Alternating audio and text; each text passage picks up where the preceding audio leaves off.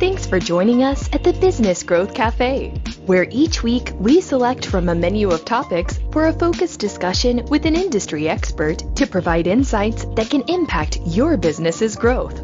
With your host, Angelo Ponzi. Hi, I'm Angelo Ponzi, your host here at the Business Growth Cafe, and thank you for stopping by. Have you ever been in a situation where you're feeling stressed? You really want to get to the next level in your business? Maybe it's your personal life too. But think about business. You're growing your business, you're pushing up against that ceiling, and how do you take it to the next level? Who do you talk to? Who are you going to call? Not Ghostbusters for sure. You might be looking for a coach. And in some cases, you might be looking for a therapist. You heard me right. Nobody's got to lay down on any couches. But I have Glenn Gow, CEO therapist, on the show today. Now, Glenn really works with the various CEOs in his consulting business. But to be a CEO coach, I think you have had to have been a CEO. And Glenn was. For 25 years, he ran a successful business. He's worked with companies such as Apple, Facebook, Microsoft, Cisco, a wide variety of organizations. So he's really got a good perspective on what drives CEOs, how to get them to that next level when they start to bump against that ceiling. So I want you to stay tuned today. Get out that notepad, as I like to say, take some notes. I think you're going to learn something. And if anything else, you're going to meet a great guy who really knows his stuff. So stay tuned. I'll be right back.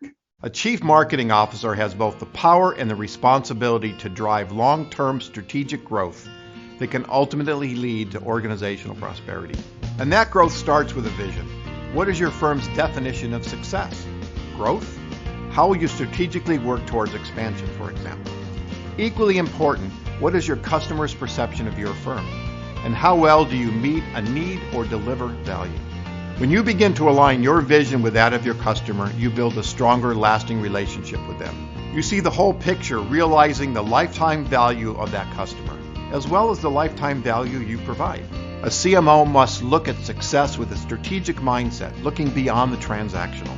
The CMO must understand the customer journey, utilizing the competitive intelligence, embracing and leveraging your unique market insights.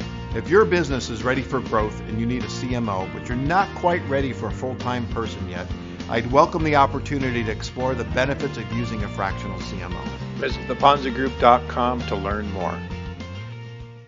As I mentioned, I have Glenn Gow, CEO therapist. I want to say CEO therapist to the stars. I don't know why I want to say that. For some reason, I hear that, therapist to the stars. But really, if you think about it, he's worked with companies that are stars: Apple, Facebook, Microsoft, Cisco, and Google. Glenn, welcome to the Business Growth Cafe.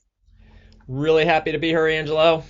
Yeah, I'm excited. Now, we belong to a networking group, and while we've technically never met in person, seems like we're old friends. I've seen you probably 100 times in the last year. It feels like, anyway, maybe not quite 100, but certainly a lot. No, I'm really pleased with our ability to get to know people and each other as we have, even in a virtual environment. Yeah, absolutely. And you're up in the kind of the San Francisco area in California. I'm in Southern California, so if we wanted to get together for coffee, it's a 7-hour drive one way or the other. That's right. I'll meet you in the Central Coast. Okay, San Luis Obispo. There you go. There we go. So Glenn, before we start, why don't you take a few minutes, tell the audience about you and your business? Sure, absolutely. My clients call me the CEO therapist. That means I'm a CEO coach. And I was a CEO for 25 years. During that time, I myself had a coach for 17 of those years. It was a very transformative experience for me. After I did that work as a CEO, I was in venture capital for 5 years. And that's where I started coaching CEOs. I started coaching the CEOs of our portfolio companies. And something really interesting happened. Those CEOs told me they liked what I was doing. And I discovered I loved what I was doing. And as of the beginning of this year, 2021, I left venture capital to do this work full time. Hmm. It is a real passion of mine. I get up in the morning excited, knowing I'm going to be talking to some CEOs that day and helping them grow. And that's what my life is all about. So I feel very fulfilled doing this work. Now, if I remember from my reading, I think your consulting company was called Crimson. That is right. Crimson Consulting Group. Okay. And we, for 25 years, worked with large technology companies. So you may have heard of Apple and Google and Facebook and Never heard of them. Microsoft and we were helping them with marketing strategy. And then so those are large companies, and then interestingly, when I got into venture capital, I worked with small companies, and so now I feel very lucky to be able to span or cover the entire span of size of companies. Well, with talking about the companies that you've worked with, I mean, those are obviously some of the biggest brands in the world. And so what led you to make this decision to become a therapist? What led me was an interesting journey with my coach. What I didn't realize while I was being coached by this person, I was focused on growing the company. Mm-hmm. But what I didn't realize is she was teaching me how to coach. So every time we met, I was learning something about how the mind works, the mind of the CEO. In fact, what's interesting about that relationship, that's still an important relationship in my life, is that my coach was not an expert in business at all. What she was an expert in was the mental game. Okay. How a CEO needs to transform the way they operate in order to grow first themselves and then to grow the company. So I recognize that I have a lot of operational skills. And when I'm working with my CEOs, often we're talking about cash flow forecasting or fundraising or whatever might be in the operational realm. At the same time, because I was coached for so long on the mental game, we might talk about how they can improve who they are, how they can change who they are, how they can lean into their discomfort and grow as a result of that. So that's really where the spark came from, was the recognition that I had this unique combination of the operations and the mental game. Mm-hmm. I mean, so many times from our side, where we talk to our clients about the time they spend working in their business versus on their business. And it sounds like that's really what you're working with your clients on, is taking that time to understand that on the business and that transformative aspect of looking at growth from a different perspective. That's right. That's right. So we all know the E-myth phrase that you just used, which I like a lot.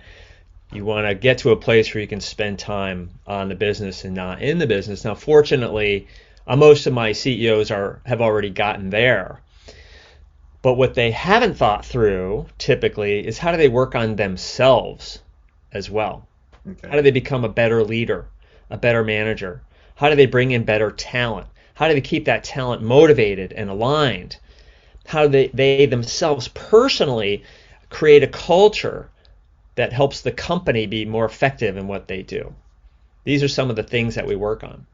Well, and culture is obviously incredibly important, and culture does start at the top. If the leadership is not helping to create the culture, ensuring that it trickles down, never trickles up, it's always down.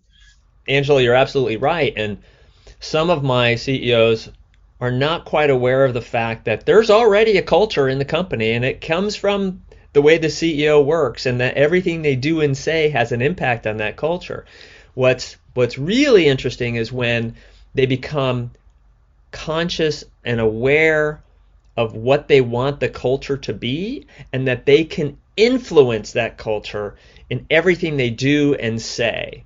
And once they adopt that, they recognize, I can scale this company through the culture that I'm creating, because I'm not going to have a chance and an opportunity to interact with every single employee or to help them understand what to do. But I can have an amazing influence over the cultural aspects. And the way I think about this is the culture is represented in values.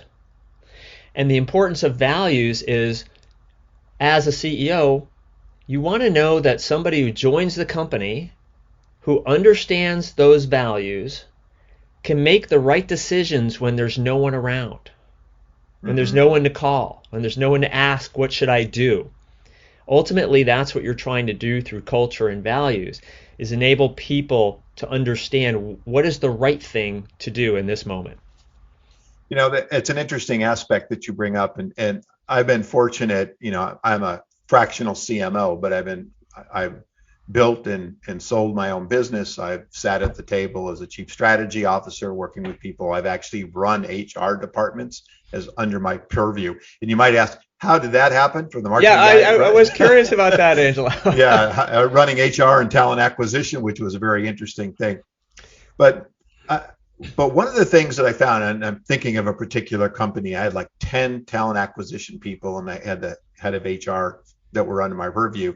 And the reason I think I got involved, because I was complaining to the CEO, who was, you know, I was her right-hand man, and saying, I don't think we're hiring the right people, because they're looking at the resume, but these people are walking in the door from a cultural standpoint, they don't fit. How they perceive themselves or the values that they hold don't fit with the company, yet we're not examining them. And my concern is you're bringing in people, which I had seen, that didn't fit, and then they were leaving. So now you've got the recruitment time, the investment, the training, and boom, they're gone in 90 days. And some of these folks were, you know, senior leadership, and you know, those hurt the company. And I think that's an interesting aspect that kind of tie that together that you're talking about.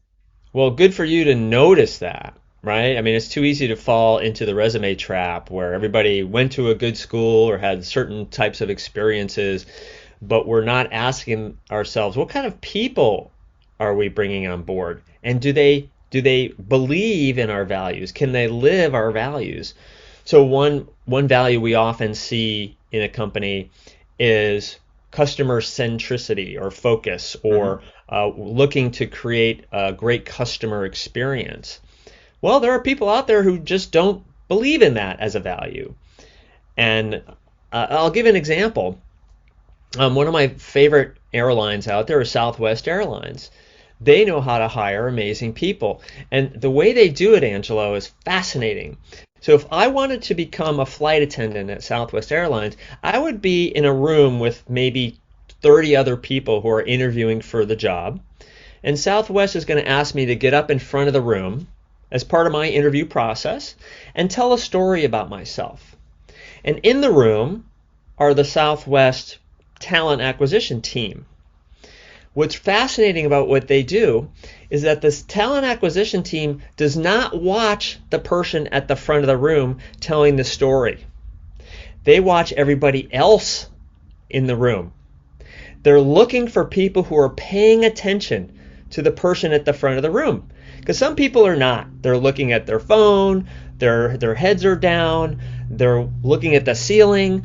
But the people who are paying attention to the individual at the front of the room who's speaking are empathetic people. And that's what Southwest is looking for. So they created this value test, essentially, to say, we're going to enable people who can demonstrate our values to at least make it through the next round of interviews. And I just find that fantastic, a great way to think about what's important and how do we demonstrate that through the recruiting process. I've never heard that story before, and that is just fascinating to me. And I have a friend of mine who's in the hiring and recruitment business, and usually senior people, and he says, you know, once he gets them to the point where, you know, they're looking at the resume, blah blah blah, and they think they're the right candidate, and he takes them through these battery of tests and kind of uses data science to figure out what the job needs and can they execute on the job. It's great. I love the program. But then he takes them out. Yes. And he'll, I mean, whether he does it on purpose or he watches, does he thank people? they've created situations where the food comes out wrong, just doing things to see, now that they're not in recruitment mode, right? Best behavior, how do these people really act? And I think that's extremely important, that because it's back to, do they fit in the company? Are they the person that's going to be screaming at people because they can't handle situations, or how do they, control themselves and communicate and deal with those situations? I was very fortunate many years ago, when I first moved to California, come out and looking for a job. My sister had a friend who was a recruiter. And so I met with him once a week, and he just, taught me how to communicate and types of questions I might get asked. So I had a leg up on a lot of people, because I was getting, peek under the tent, right? I had to pull the curtain back from the man behind the curtain. And so I don't think people really take a lot of that into considerations, right? Yeah, they got the right, I actually got a resume from one of my clients, say, hey, can you look at this? I want to hire this person. And my first reaction was, did you just pull this off the internet? Because what you described to me isn't just, it's just all cookie cutter stuff. No, that's I love the social environment test, taking somebody out maybe for lunch or dinner. And I got to think about that. I like telling the waiter to mess up the order. That would be really interesting to see what happens. Well, simple things. Do they hold the door open for somebody, or that, just thank somebody, or they treat them like, hey, you're the hired help, I don't have to say anything to you. So as a CEO, let's say someone says, what? I got pains, I got issues, what prompts them to pick up the phone and give you a call? Angelo, the first step is that the individual, the CEO, needs to acknowledge that there's a reason every great athlete in the world has a coach. It's not because they're not already great athletes. It's because those athletes have a desire to be the best. Now, here's a little secret. Every great CEO has a coach. You just don't know about it. They don't show up at the earnings calls, or they're not up on the stage, but every great CEO has a coach. So it's the acknowledgement that I, as a person, can become even better than I am already. That's step one. Step two is they have to be coachable. Now, what I mean by that is, coachability means that I'm going to do something out of my comfort zone. My coach is there to nudge me out of my comfort zone, to say, you need to do this because it's part of your growth and it's important to the company. I'll tell you a story around that. So one of my clients is hiring a lot of people, senior people, and twice in a row, senior people had signed the offer letter and they didn't show up. Ghosted. Just not showed up? Just not showed up. Wow. Now, part of that is the crazy environment we're living in right now, in terms of recruiting and retaining people. Mm-hmm. But I asked the CEO, I said, well, what are you doing between the time they sign the offer letter and the day they're supposed to show up? And the CEO said, well, I delegate that to the recruiting team, which kind of sounds reasonable on the surface until people start ghosting you. I said, you need to get on a plane and take that person out to dinner as soon as they sign the offer letter. And my CEO said, now mind you, he's very, very technical. He said, Glenn, I don't really like people all that much. I don't want to do that. Plus, I wouldn't even know what to say. And I said, look, what happens when somebody signs the offer letter is they're not bonded yet, and they need to bond to you, the CEO.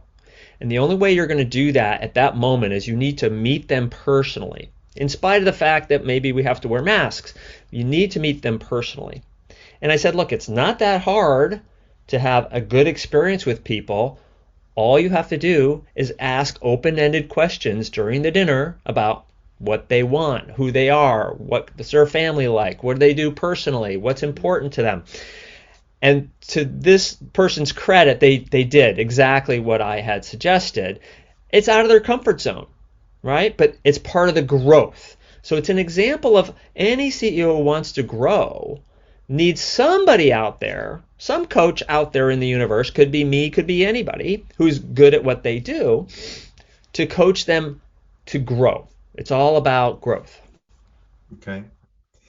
You had sent me some information in going through that, and one of the things you were saying in this article is you talk about how people react to particular situations, right? And that it's automatic. It's something happens, the hair on my neck goes up, and I want to. But the response itself is not necessarily automatic.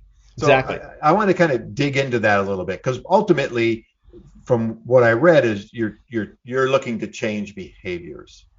Correct. And there's that process. So let's kind of dig into that, and I'm going to go even deeper a little bit, but because behavior changing doesn't, it's like tomorrow I'm going to change my behavior and I wake up and I'm completely different, right? And I know for a fact over the years, when I'm full-blooded Italian, when I was younger, man, I was quick to react and quick to snap, and sure, and I had to change that, to step back, think a bit, count to 5 or 6, and which I think is one of the things you talk about, taking a pause. That's right. And that pause allowed me to get my composure and change, and now it's just normal, right? So, well, good for anyway, you. Let's dig into that. Okay. Into that idea. All right. Well, good for you, Angelo. You're what I call an advanced student, because you've already done a lot of this work. All right. What I talk to CEOs about is that we will often encounter situations that make us unhappy. It could be that an executive on their team comes in and says, we're not going to make the numbers this quarter, or we didn't do well on this particular project with this client, we kind of screwed up, or we're behind somewhere on a project. And like you said, we have an automatic reaction. That reaction comes from, and it's something we cannot change. The automatic reaction usually comes from a part of our brain called the amygdala, which is designed to protect us. And so we respond instantly. And so, for example, my automatic response is I become defensive. Mm-hmm. So if my wife says something to me that I'm not happy about, I become defensive. I don't like that about myself, but it's my automatic reaction. I may have learned that, like many of us, we learn behaviors from incidents in our childhood. And they're what I call success patterns. They're success patterns because most of the time they work. This is why we use them, especially at the CEO level. We've gotten somewhere. We've accomplished something. These success patterns serve us until they don't. This often happens when a company is scaling, where the success patterns that enable the CEO to get to a certain place are no longer viable as the company grows, as the team grows, as the need at the highest level, the CEO level, grows and changes. So what I help CEOs do is identify those success patterns and then teach themselves how to build new ones. And I think the way you described it is pretty effective, which is when something happens, I'm going to react. We're not going to make the numbers this quarter. I might be upset. I might be scared because the board might be looking at whether or not I should have this role. I could have a lot of negative reactions. What I teach the CEOs to do is to pause, like you said. And what the pause does is it enables us, remember I said you can't help that reaction, it happens. But the pause says, how am I going to respond? It gives you, the logical brain can come in and ask, how am I going to respond to this issue in a positive way, in an optimistic way, in a motivational way? Because that's what I want to be as a CEO. I don't have to let those emotions carry the day. I can step back and say, if we're not going to make the numbers this quarter, then I need to sit down with my head of sales and have a conversation about what's not working, even though I might be really angry at that person at the moment. Instead, what I want to be is I want to be curious. I want to discover what's not working. Mm-hmm. And I don't want to blame anyone. So by taking that pause and choosing a different response, I'm actually creating new neural pathways in the brain that are more powerful. Now, another thing that I recommend related to all of this, to my CEOs, I recommend to all of them, is to learn how to meditate. Okay. And what meditation does is it helps you understand a couple of things. One is that you recognize that your issues, your particular issues, which might seem like the most important one ever in the moment, we're not going to make our numbers this quarter, in reality is a fairly trivial issue in the whole scope of your life. So that's one thing meditation does, is help you understand the issues you deal with are really not all that important. They feel like it in the moment, but they're not really all that important. There are other things that are more important. The second thing it does is it teaches you breathing. And in the pause, the most effective way to pause is to take a deep, deep breath and settle yourself. This is the equivalent of you counting to 4 or 5. Maybe you can do that while you're breathing. And now what that does is it enables you to step back just a little bit and say, what's a better way to respond to this situation? And you can be much more effective in your response when you enable that pause to happen. Mm-hmm. When one of my first, maybe my third job at a very large international advertising agency, and therefore they had a lot of money and they had a lot of training, and we used to get lessons training on speaking, public speaking, Sure, presentations and stuff like that. And I think that's kind of the root of the breathing that kind of came along, because the pause and what they would say, if you're giving a presentation and you get lost, right, the first reaction is to start, bumbling and making excuses. I'm sorry, I don't know what.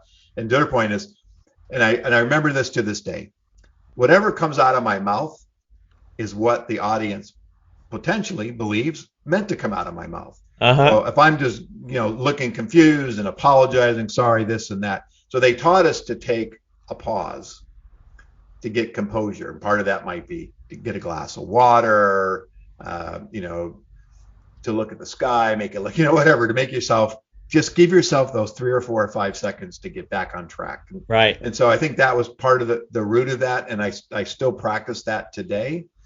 Utilizing those pauses to my advantage, especially when I'm giving presentations. Right. But yeah, it's a lot of that, because ultimately it's about growth. How do you continue to grow and evolve? That's right. Not only as a leader or as a presenter or whatever it happens to be. Absolutely right. And another part of this is I want to go back to our natural responses served us to a certain point. Mm-hmm.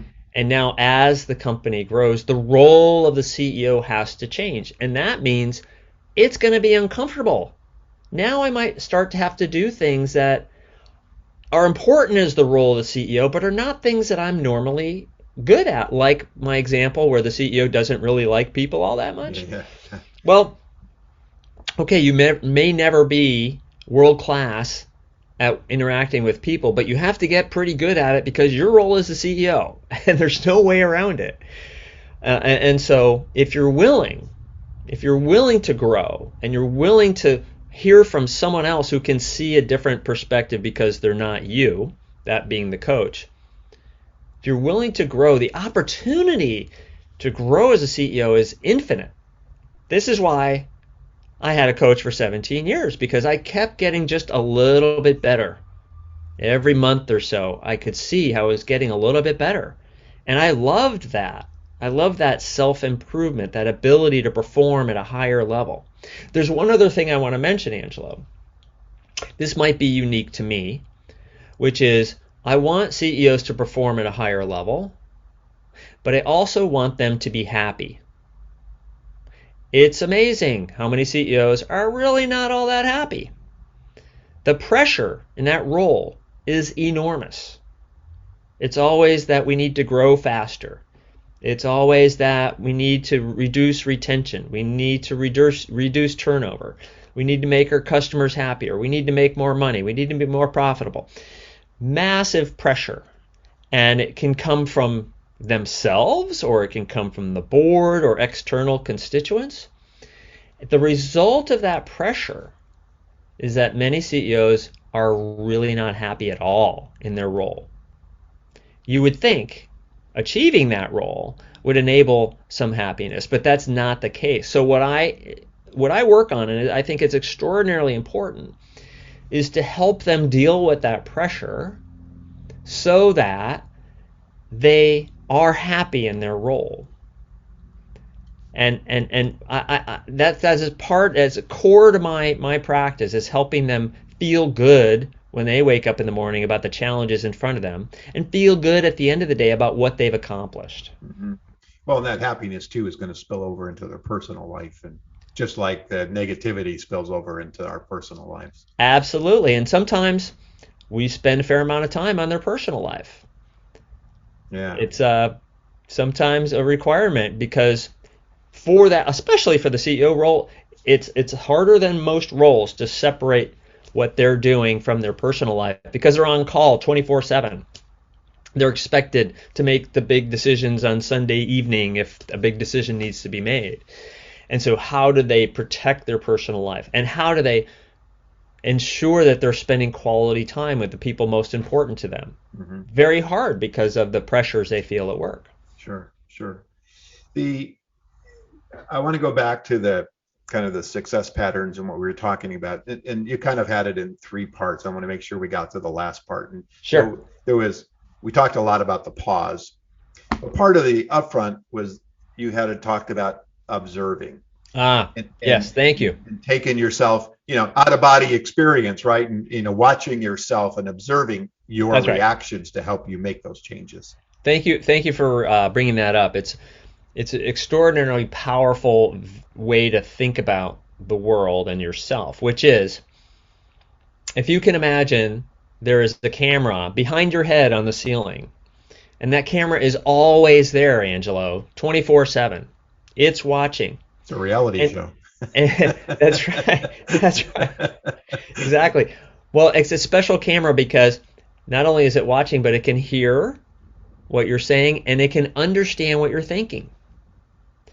And off in a distant room, behind a big flat panel display, is the observer. And the observer is you. Now, what's magical about this is you can get to a place where something happens, and you step back as the observer. Importantly, the observer's not a judge. The observer says, "Isn't it interesting that I reacted that way?" It could be, "Isn't it interesting I got really mad at that person who came in and said we're not going to make our numbers? Isn't it interesting the first thought was I'm going to fire that person? Isn't it interesting that my blood pressure went through the roof when they came through that door?" Now, if you teach yourself to observe, this actually helps with the pause, because you just notice, oh, I reacted, hot-blooded, anger. And then when you pause, Angelo, you can now say, oh, I have options now on how I respond. Maybe I'm not going to yell at the person this time. Maybe I'm going to get curious about, why are we not going to make our numbers? Maybe I can even be empathetic to the head of sales and say, gosh, this must feel terrible. What can we do? And think of that person bringing the bad news. If the CEO can be curious, can be empathetic, that empowers that individual who was normally afraid of getting yelled at to a place where maybe they step into problem-solving mode with you. And they have suggestions on what we can do to make the numbers. But if you're interacting with someone because, or who's going to get defensive and feel bad based on your behavior, you're not going to make any progress. So the observer mode is really powerful. You learn so much about yourself by watching. Mm-hmm. Now, obviously, it's not a court ordered therapy session. So people are coming to you because they want to, Yes. or need to, but either way, they're making a conscious decision to pick up that phone and come to you. So in what you're describing, and just even knowing myself, it doesn't happen overnight. So what's kind of a process that someone goes through? I mean, again, this isn't a, hey, it's Monday, fix me by Friday, right? So how does that work? Well, it's an exploration and an ongoing process. The way it works is very simple. I kind of like this model where I don't have to prepare for the meeting with my CEO, and they don't have to prepare for the meeting. And typically we work for 1 hour a week. We just meet every week for an hour. What happens is really fascinating, Angelo, is that the issues emerge in language, meaning the CEO starts talking about whatever issue it is that's important to them at the moment. And the way they speak about the issue helps to uncover what's really going on. I've had a CEO say to me, "I'm really angry at the world."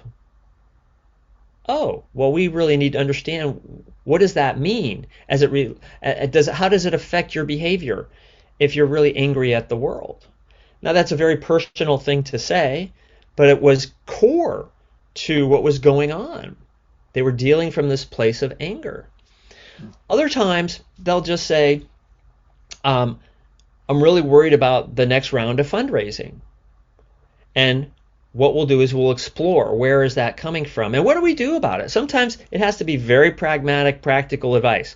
Oh, let's build a list of all the people you might be able to raise money from. Let's build a campaign for how you get to those people. Let's make sure, this is where you come in, Angelo, let's make sure your messaging is exactly what you want it to be when you communicate with that target audience. We might get really, really practical in that regard. And one of the things I just want to give a shout out to provisors. I very often ask a CEO, would you like to meet someone who can help you with that? Because my work is 1 hour a week with just the CEO.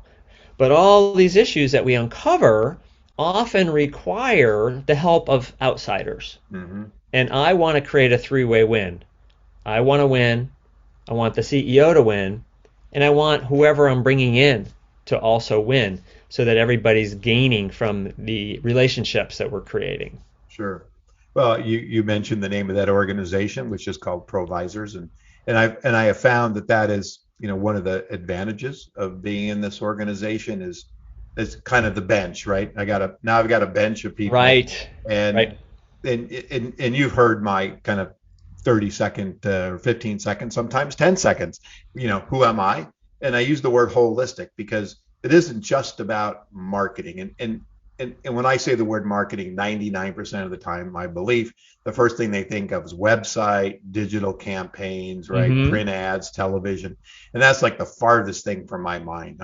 I want to be that strategic side, but more importantly, is broadening it out, because whatever we do in cooperation with sales is going to impact HR, is going to impact manufacturing, inventory people, right? The worker right. bees, doesn't really matter. The entire company is impacted. So I like to go on that broader view to understand where the holes are, which right. probably in my belief and practice, like with the chief strategy officer position I had, the fractional chief strategy officer, I'm now head of HR, because I recognize that if we can't fulfill the orders, if we can't do the customer centricity and really be customer focused, because I don't have the right people, that trickles down into we're not hiring right.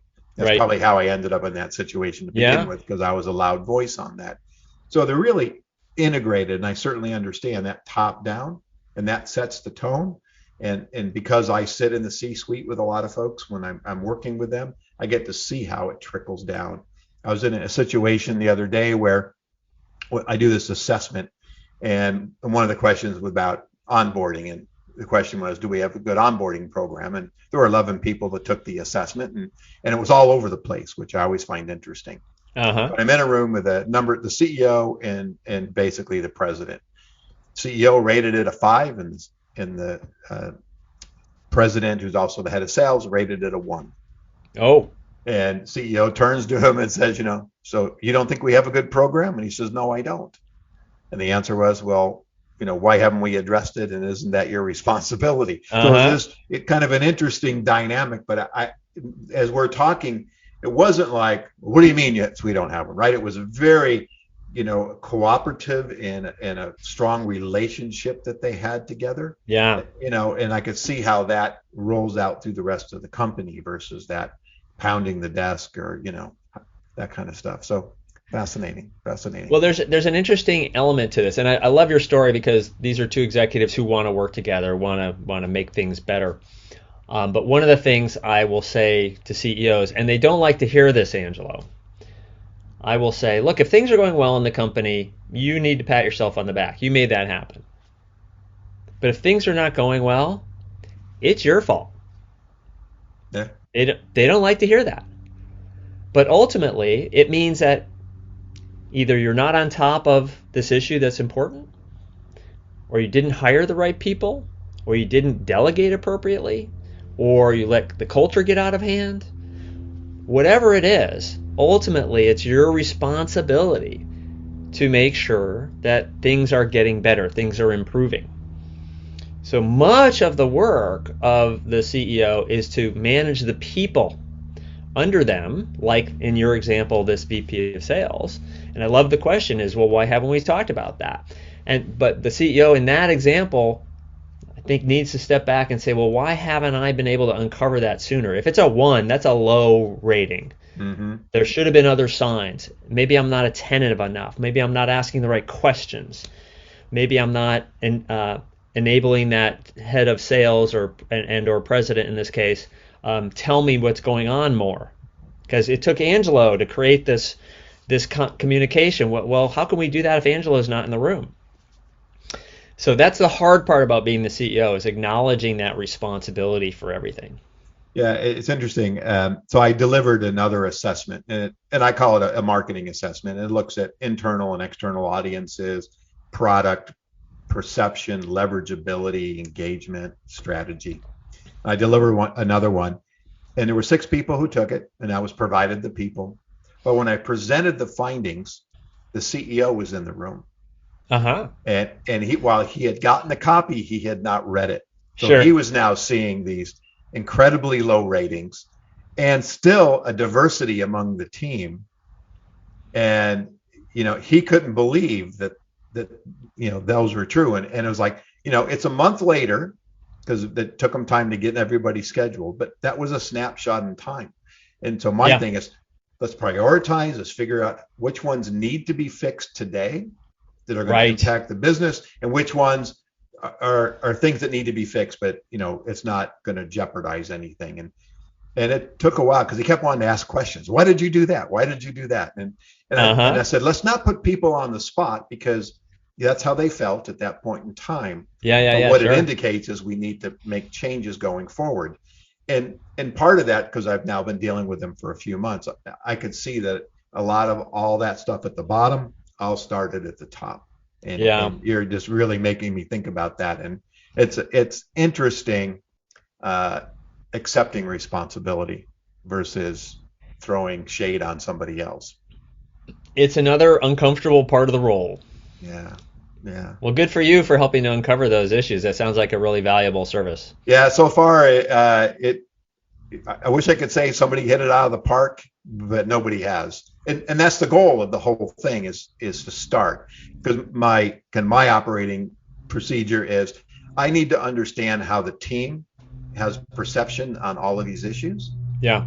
Because if my goal is to bring alignment and create solid messaging and plans, right, growth into strategic plans, I could start there, which I wouldn't, but I can. But at the end of the day, nobody's ever going to agree, because we can't agree on the fundamentals. We can't agree on our values. We can't agree on our messaging. I mean, 11 people, and I do follow-up. I do one-on-one interviews as well. One of the questions is, you're in an elevator, somebody asks you about your company, how would you describe it?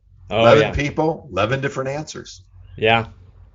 Right. So those will create a lot of issues. Well, this has been a fascinating conversation, but I want to, there was something else on your LinkedIn page Oh, okay. And you called yourself the AI guy. So explain Oh, that. right. Okay. So this is what I call my nights and weekends work, Okay, which is related to artificial intelligence. I'm sure. a big fan of artificial intelligence in general. I know that it is a massive wave that is approaching us and is going to transform the world, literally. Every industry is going to be transformed through it. And my expertise, I'm an expert in AI, but in a tiny niche, Angelo. It's at the board level. So what I mean by that is there are many, many, many companies out there who don't have any expertise on the board around artificial intelligence. Hmm. And it doesn't matter what industry, it's going to impact that industry. My passion is around helping boards understand the implications of AI to their future.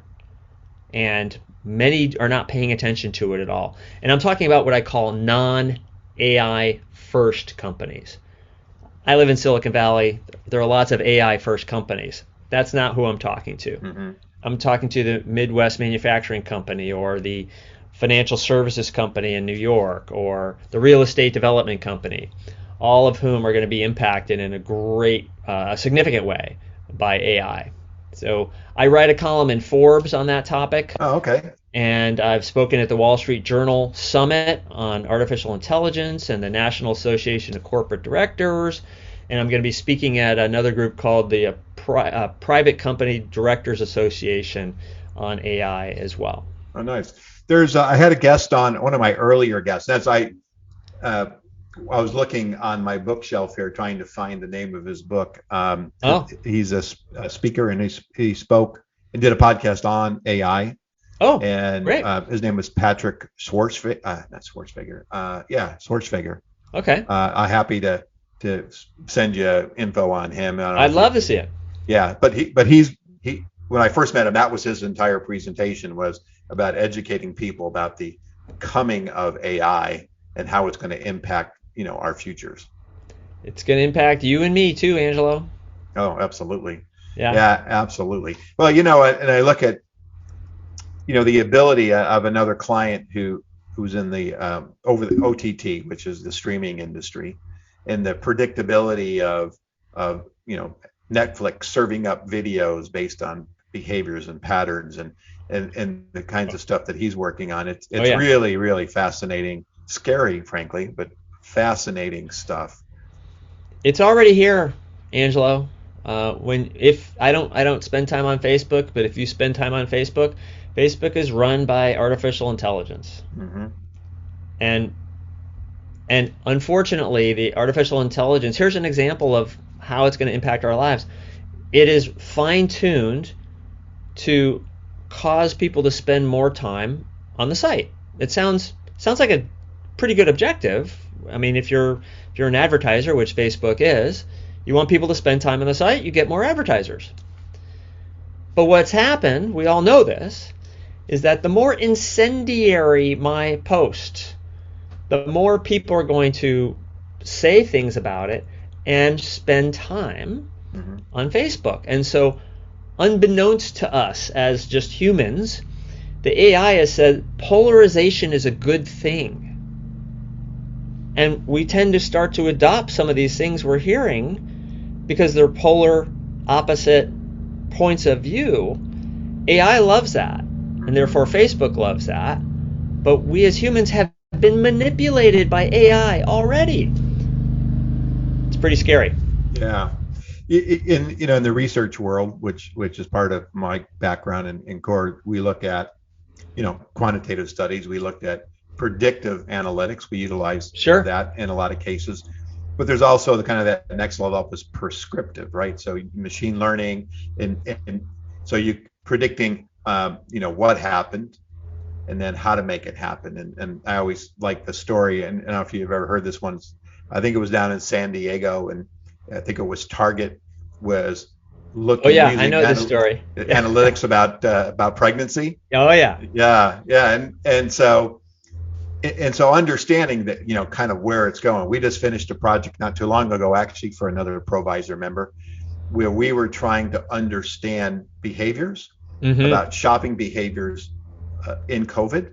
So Yeah. pre-COVID, in COVID, but we were predicting what would happen after COVID, and that was going to impact because new product development. But we were able to do predictive models on who was more likely to buy, where they were in the country, what their behaviors were, and stuff like that. Fascinating. That we were able to. I have a couple data scientists I work with, and so they were able to create these models that we could overlay onto the the quantitative data that we developed, and it was very fascinating. And the most interesting part of all of this, and this was about shopping, is the return on investment of marketing dollars actually was higher if a man was shopping versus a woman. And interesting. And it didn't make a lot of sense, but then it did, because in analyzing the data, women were sending their husbands to the stores, so they didn't get they didn't get sick, right? And so it's just kind of interesting to see these dynamics and how these things can play, and again, being able to make a prediction on who you should target and those kinds of things. Fascinating. Yeah. Well, Getting good. Crazy. We'll have to talk more about AI in the future. Yeah, absolutely. So as we kind of wind this down, 3 pieces of advice for my listeners. Could be 2, could be 1. Look, it doesn't matter what role you have. If you can adopt the posture of, I want to learn, I want to get better, you're going to learn and you're going to get better at whatever it is you choose you want to be better at. And so that's number 1. I really recommend that to any person. The second is, along this journey, what's important is to enjoy the journey, because it's about the journey. It's why we're doing what we're doing. And you can take any situation that you're in and determine, I'm going to enjoy this. I'm going to be happy while I'm doing this. Maybe it's just because it's a stepping stone to something better. But the fact that you're in it, and if you are happier and are enjoying the work better, you'll do better work. You'll perform at a higher level.